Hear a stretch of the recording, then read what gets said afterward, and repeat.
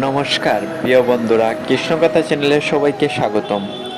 রাসলীলা উৎসব কি বা কেন করা হয়, তার তাৎপর্য কি, আজকের মূল ভিডিও তার বিষয়বস্তু। রাস শব্দের অর্থ কি?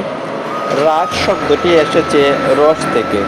রস মানে আনন্দ বা অমৃত।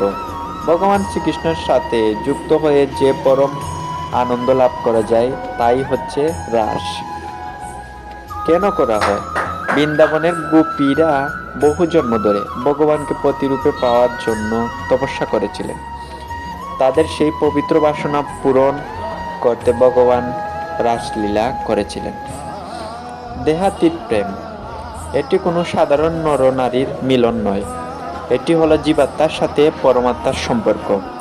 রাসলীলার সময় শ্রীকৃষ্ণের বয়স ছিল 8 বছর থেকে 10 বছর, যা প্রমাণ করে এটি সম্পূর্ণ আধ্যাত্মিক ও কামগন্ধহীন। তাৎপর্য ও প্রভাব। রাসলীলা আমাদের শেখায় যে যখন মানুষের নিজের অহংকার ও পার্থিব আসক্তি ত্যাগ করে ভগবানে মগ্ন হয়, তখনই সেই প্রকৃত শান্তি পায়। এটি মানুষের ভক্তি ও পবিত্রতা জাগ্রত করে।